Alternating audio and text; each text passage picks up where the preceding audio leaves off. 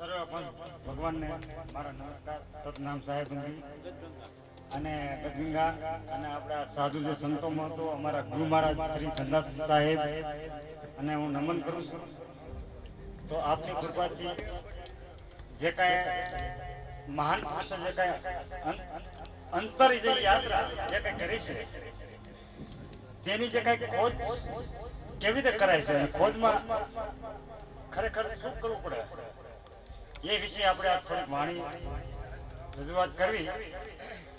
કારણ કે રાત્રે તો દરરોજ આપણે સૂવી છીએ, આ એક દિવસ આજે કદાચ જાગી અને મહાન પુરુષની જે વાણી આપણે સાંભળવી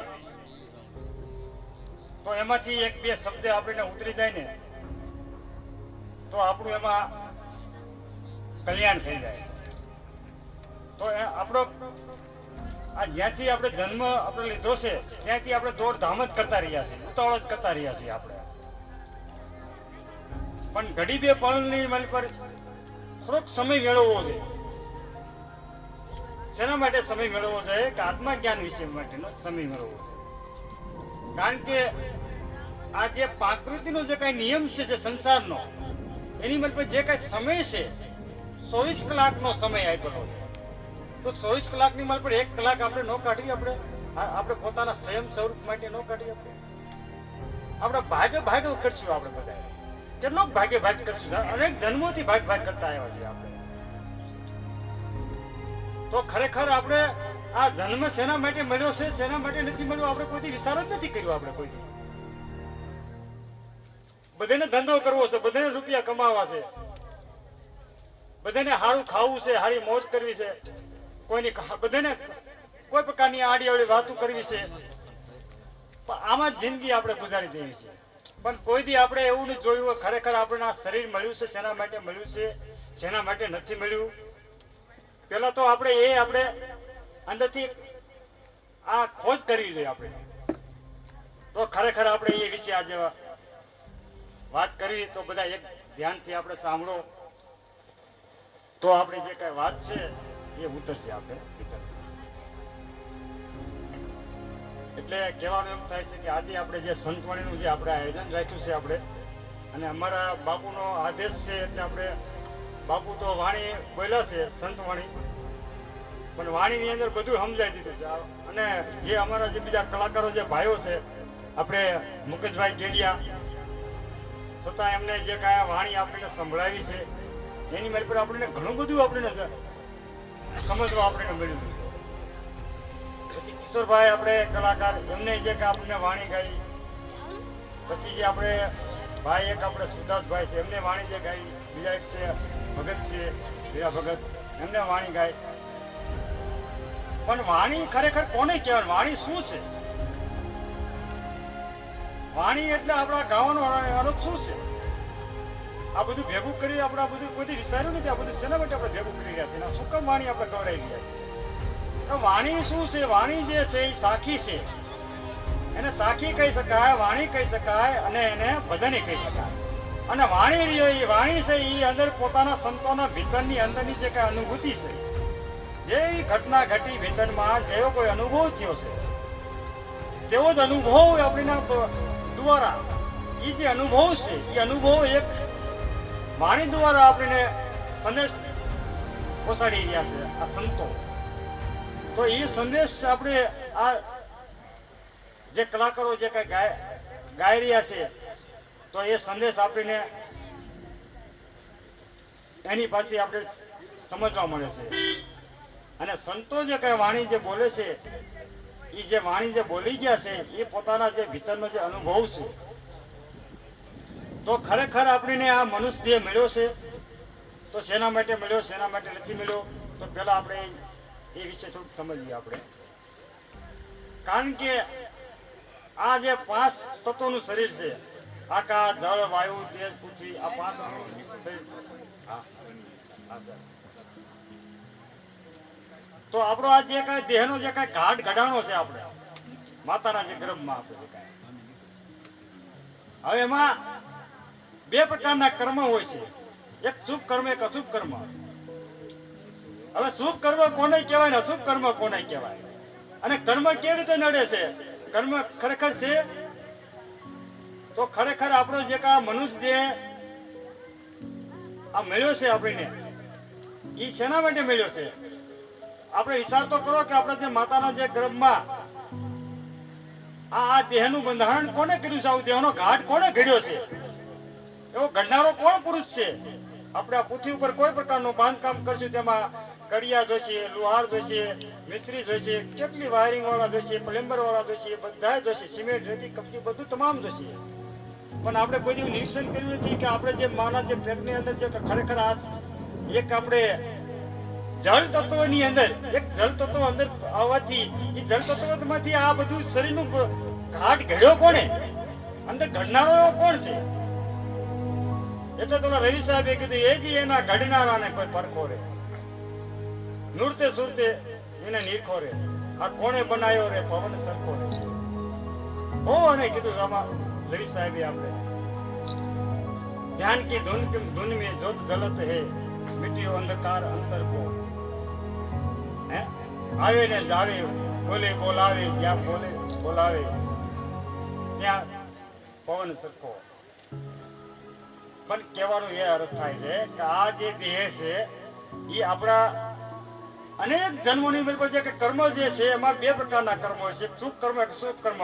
હવે શુભ કોને કહેવાય, અશુભ કોને કહેવાય? એ જે બે કર્મના હિસાબે આ દેહનું જે બંધારણ થાય છે, દેહનો ઘાટ ઘડાય છે એ કર્મના કારણે. પછી એમાં તમારો શુભ કર્મ હોય તો તમારું દેહ રહ્યું પૂરેપૂરું સુરક્ષિત જન્મે છે, અને કદાચ તમારું કર્મ અશુભ કર્મ હોય તો જજો ખોટ કાપણ વાળા બાળકો જન્મશે. તમે જોજો આપણે એમ થાય કે આ બધા ઘણા એમ કે છે કર્મમાં કાંઈ છે ને કે કર્મ નડતા નથી, કર્મ ન નડતા તો જન્મ લુલા જન્મે, બેરા જન્મે, હજી કઈ કર્મ કર્યું થાય કેમ જન્મ? આવું હવે કેમ જન્મ ખોટ કાપણ વાળા? પણ એ જે ખોટ કાપણ વાળા જન્મા એટલે એને જે કાંઈ કર્મ જે છે એનો અશુભ કર્મ એવું કરેલું હોય છે તો એ એટલે એના હિસાબે એનો દેહની મેળ એટલી ખોટ આવી. હવે જે પૂરેપૂરું જેને સુરક્ષિત શરીર મળ્યું છે તો એને એવું શુભ કર્મ એવું કરેલું છે તો એને પૂરેપૂરું શરીર સુરક્ષિત મળ્યું. આ એનું અને કર્મ આની ઉપરથી જાણવા મળે આપણે કે કર્મ છે સત્ય કર્મ છે. તો આ દેહનો જે ઘાટ આવી રીતે ઘડાય છે, પછી એની પર જે કઈ પ્રકૃતિનો જે કઈ નિયમ છે આ જે દેહનો જે ઘાટ ઘડાણો પછી જે કઈ એની જે ચેતના છે એ ચેતના આ દેહથી એક જુદી છે. કારણ કે આ દેહ છે એ 5 તત્વોનો છે અને 5 તત્વોની જે પાર જે છે ચેતના એને આપણે આત્મા કહેવાય છે, એને નિરાકારી કહેવાય છે, એને સંયમ કહેવામાં આવે છે, એને અઘાટ કહેવામાં આવે છે.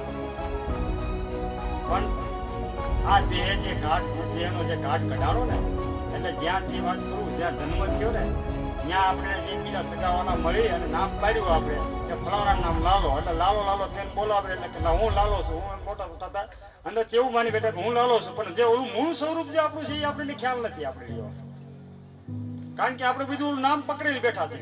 અને એક બાજુ આપણે કે જેવો માણસ જન્મો હોય ત્યારે ગોરો હોય તો ગોરાપણું માની બેઠો છે, જે કાળો હોય તો કાળાપણું માની બેઠો છે, જેવો રૂપાળો હોય રૂપાળાપણું માની બેઠો છે.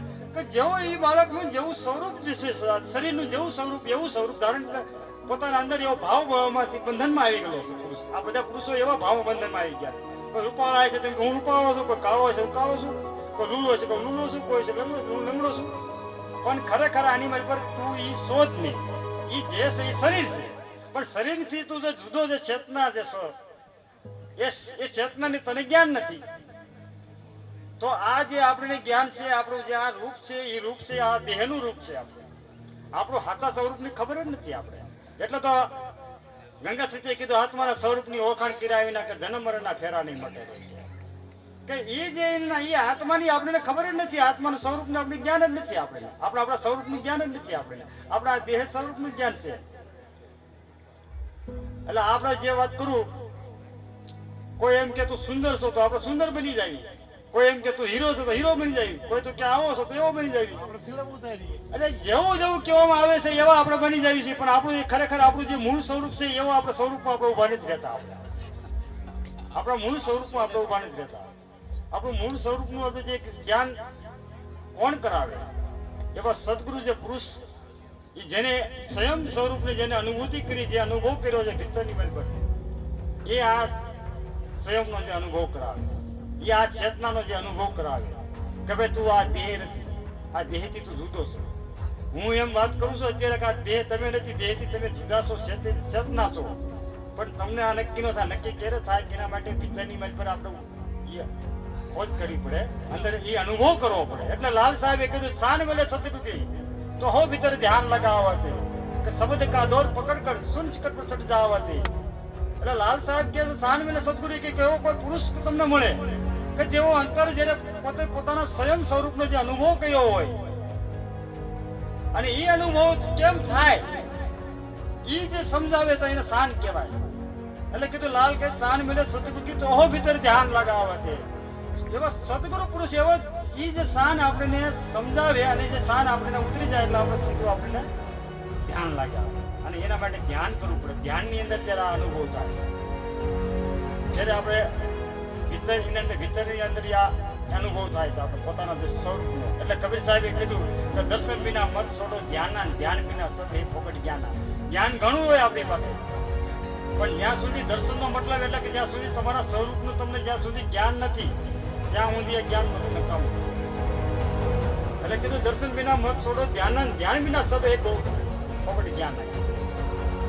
તો આ જે ધ્યાન ઉપર જો ભાર આપી રહ્યા સંતો, તો જીવન સાહેબના જે શિષ્ય જે છે એમને એ વાત કરી છે કે આત્મસિંહના અણવે પાયા સબ મિટી ગયા ફંદા, એ ધ્યાની પુરુષના ફંદા.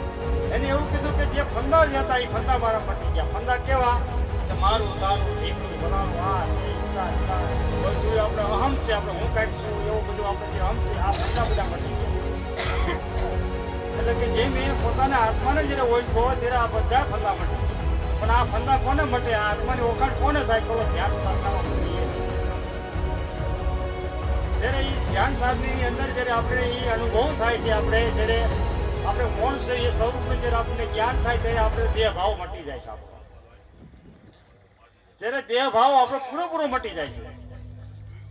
પછી આપણને જ્યારે એ પોતાને જ્યારે અંદર એ જે પરમ આનંદની જે અવસ્થા આપણને પ્રાપ્ત થાય છે. કોઈ દુઃખ આપણને આપે તો બિલકુલ જરાય આમાં દુઃખને શોટ ન પોસે આપણને. અત્યારે કોઈ આપણે એવું કઈ એવું સમાચાર કોઈને મળ્યો હોય ને, એકનો દીકરો હોય ને કોઈ એમ કે તમારો ફલાણો દીકરો આમ થઈ ગયો, તો આ સીધો એના શોટ લાગે, અંદરથી સીધો જ આમ હુમલો આવી જાય સીધો, અને હૃદય દબાઈ જાય, એને શોટ કહેવાય. એવી શોટ આપણને કોઈ સદગુરુ પુરુષની કોઈની શોટ આપણને લાગી જાય.